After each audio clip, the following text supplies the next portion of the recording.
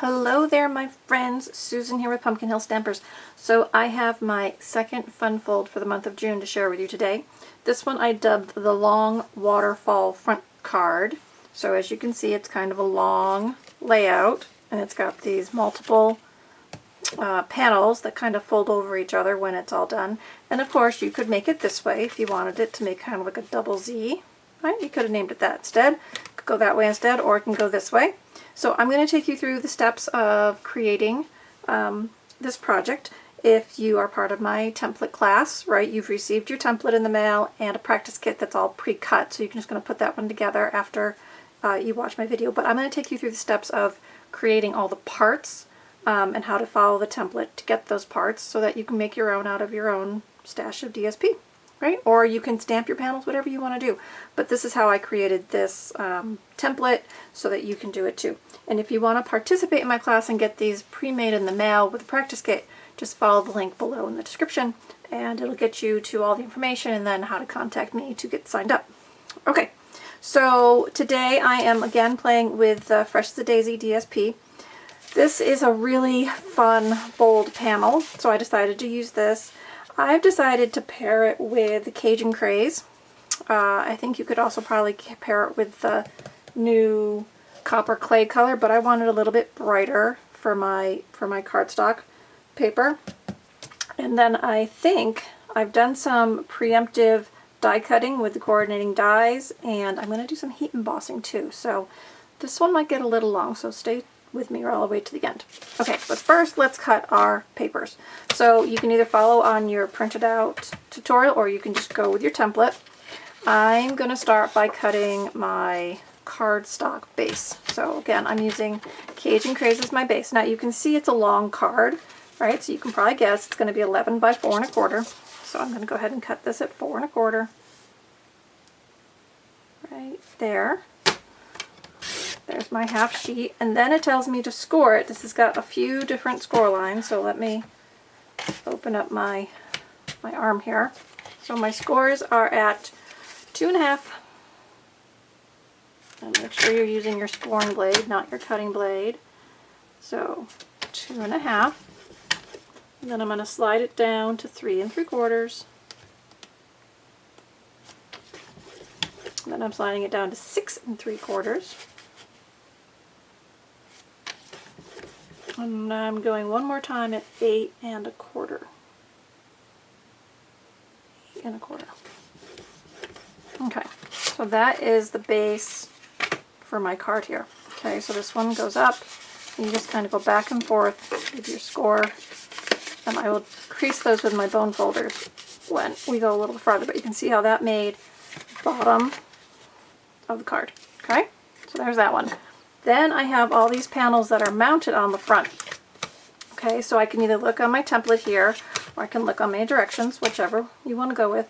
So I know my mount has to be 3 5/8 by 3 5/8. So the other half of my sheet, I'm going to go 3 5/8. I'm going to go ahead and cut it at 3 5/8 first, and then I'll cut all the different pieces. So 3.5, 3 5/8, 3 5/8. Okay. Cutting this time. Okay, 3 5/8. So this little paper left. Now I'm going to turn it and I'm going to cut 2 squares at 3 5/8. 1.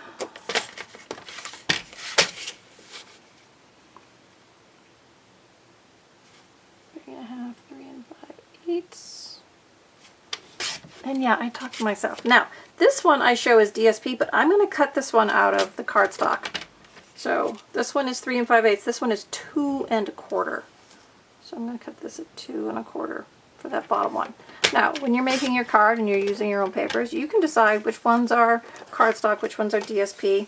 I make the templates out of DSP because I have a huge stash of retired DSP, and all the templates are made from my retired product. Because I write on them, so you're not really going to use them as a card, so it doesn't matter. But you have to kind of envision what you want to do with it before you start. So, you know, think about what you're using. So I decided that this panel I wanted as cardstock instead of DSP, and this is the panel I'm going to do the heat embossing on. So I kind of had to play with it in my head a little bit before I came to the video, but there's that thinking. Okay, so now I'm going to cut my DSP. Okay, and because I've replaced this one with my cardstock, I really just need these 2 panels, which are 3.5 by 3.5. Now, I could just cut this at 3.5, right? 3.5. But see this really big daisy? I kind of want that on my top panel. So I'm going to slide this over to 4 inches. So now when I cut down, I can have this as my top panel kind of right in the corner. So I wanted that. So sometimes you have to look at your prints and say, how do I want to cut this that I want it? Now, I know I want that in my bottom, so I'm going to put my cutter here, and I'm going to cut below it. So I didn't really measure, I'm just kind of pulling out the piece I want. Now I'm going to cut this to my measurements, 3.5 by 3.5. So I'm going to turn it this way, so I still have this on my panel, and then I'm going to turn it again this way. 3.5 by 3.5, and let's hope I did it right, and I did. So now I've got that as my top panel, and I've got that big image where I want it. Okay, the second one I don't really care so much, so I'm just going to go ahead and cut it at 3.5 and then 3.5.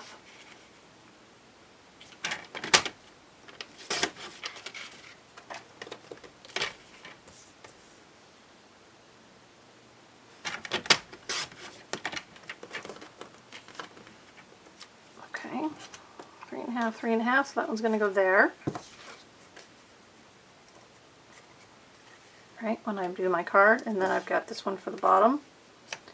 Right, and then I've got some of this scrap, right, from my edges. So I could always dress up the bottom of this one if I want to after I do my heat embossing down there. So, you know, don't throw that scrap away, because sometimes it's nice to just have a paper ribbon. I could even flip it over and just put a paper ribbon on any of these to dress them up a little bit. So I'm not getting rid of that. I'll hang on to all those pieces. We may use them as we go along. Okay, so I've got my pieces. Clear off my table lid. I do have some white on the table because I wasn't sure if I might want to replace one of these DSP panels with the white, but I think I'm going to just leave them as DSP panels. So there we go. So can you see? This is pretty quick and easy, right? Once you kind of decide what you want where, it goes pretty quickly. Alright, so I'm just going to crease these with my bone folder. So I have nice sharp creases. So it's going to do my cascading effect. Okay, here's this. Now this section and this section are not the same size. Okay, so you want the bigger section at the top. That's kind of the only kind of pay attention to what you're doing. Okay, now this is going here. So I'm just going to layer those up with my adhesive, and this one is going in the middle. Okay, but when we put this together, I'm going to tell you to put the bottom one on first. So I'm going to set all of this aside for a second, and I'm going to do my stamping for the inside piece. Okay, so my inside piece, this is just my cardstock. I'm going to bring in white emboss. I'm going to stamp my greeting, and I'm going to stamp these little flowers that are in the set on here, and then do my sentiment tag. So, stamping with Versamark, and I'm going to stamp it the right way up. Okay, so making that up, and I kind of want this in the middle. I'm going to stamp that first, and then quickly I'm going to just come in and ink up this blossom and stamp kind of on the edge, just dressing it up a little bit. Maybe one more right there. Okay, so there's that, and then I'm going to put that in my tray. I'm going to dust it.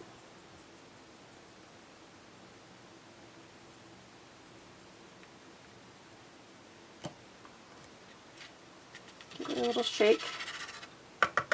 That coated. Tap it off. Okay, if you're not happy with your coverage, just do it again. Tap off the excess. Okay, and then I'm just going to get my heat gun, and we're going to heat that up real quick. Alright, so bear with me while we heat this up.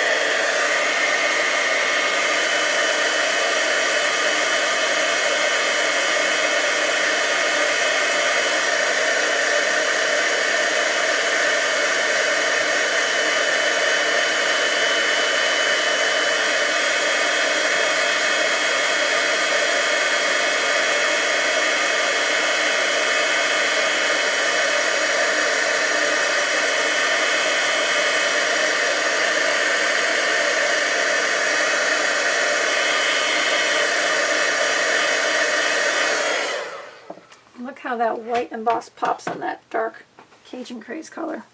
Okay, so that's going to be my inside panel. All right, let's bring our card back and we'll start putting it together. Okay, so like I said, top section is larger than the bottom section, just by a little bit, so you kind of have to be careful what you're doing. Now, I'm just going to add this with my liquid adhesive. Being a 3-layer card, it gets pretty thick, so I'm going to try to avoid dimensionals. Not that you can't, but I'm just going to try to avoid them. So this I'm just centering left to right, top to bottom. Okay, and it's not really equal spacing, so if you want to trim it down, that's fine. So this is kind of set by these other panels. Okay, so there's that one. Now, I'm going to go ahead and put this one on its mount.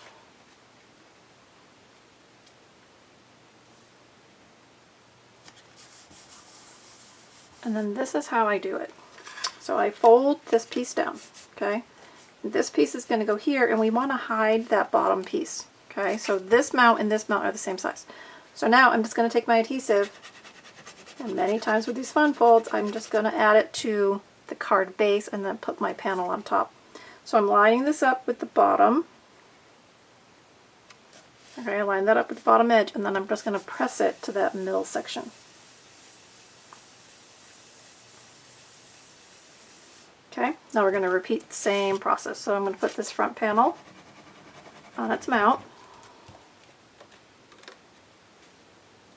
There's that big image I wanted as my top piece, and then I'm going to bring this down. Now this one's not going to cover completely. It's kind of be like a poke out. So this one you're actually going to center on this top piece. But again, I'm going to add my adhesive here.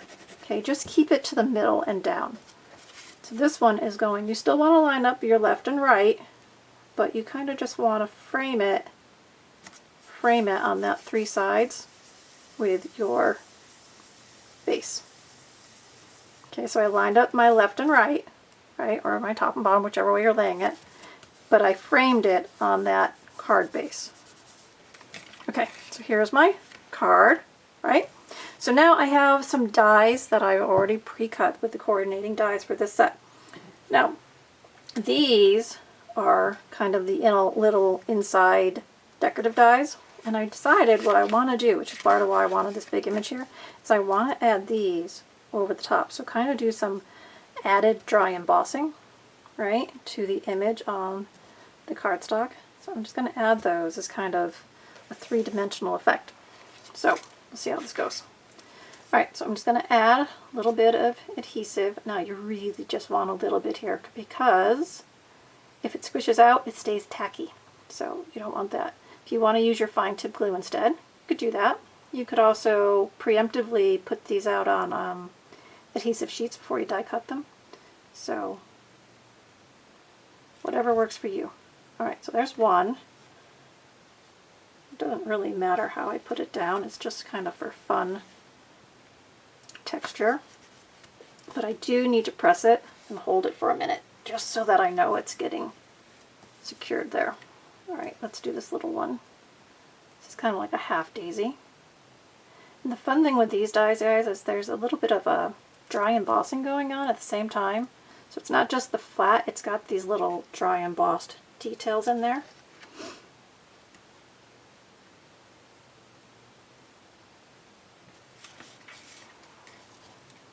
One more.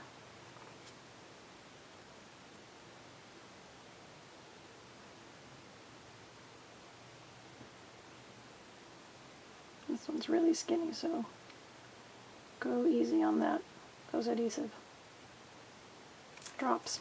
Alright, so this one I'm going to put up here. This one's going to kind of create an active edge around the end, but I don't mind at all. Alright, we've got that framing, so an active edge is kind of nice. See what I mean by an active edge? It kind of pokes out from the top, but just draws attention to it. Okay, so there's that. Now I also die cut a tag, and I'm going to add this to the inside. Now I have to decide, do I want it to show or do I want it tucked underneath? When this card is closed up, it could go right there, which would kind of be nice. So I think I'll do it there. This one I'm going to stamp with my Cajun Craze, because that's the color of my card base, and this one I'm using the Your Friendship Means Everything to Me. So just going to ink that up, stamp it right in the middle. And then this is going to go right there. Now I could pop that up on, I'm going to pop it up on dimensionals. I know I said I wasn't going to use them, but I just want to give it a little bit of pop since we did that drawing embossing on the front. Just a little extra. Okay, so this is going to go in the middle. So when the card is closed, you're going to see it like this. And when the card is opened, you'll see the whole thing. So there's kind of fun. Now I do have some gems that coordinate with this suite, so I'm going to add just a couple of these little yellow gems. So maybe a big one in here, and I'm going to go with a medium-sized one right there, and just this little tiny dot. If I can get it, there we go. Put that up there. So just a little bit of fun sparkle on the front of that. Okay guys, so I hope you enjoyed. I hope you were able to follow along with the video, and now you can go make your practice kits with the sample I sent you with your template class. Or you can just go ahead and pull out some fun paper and make your own template and your own cards, right? Whatever you want to do. Remember, I love your thumbs up. Remember to subscribe here to the channel so you'll be notified when I share more. I share at least one video a week. I might be picking that up a little bit this year, doing a little bit more. And I always post a blog project, so there's always a link below. The class link is below. Leave me comments here over on the blog, or just email me, Susan@pumpkinhillstampers.com, if you have any questions or comments or things you'd like me to try to explain or do differently. So there we go, guys. I hope you enjoyed this one. Hope you enjoy your kits, and I'll be stamping again with you real soon. Have a great day. Bye.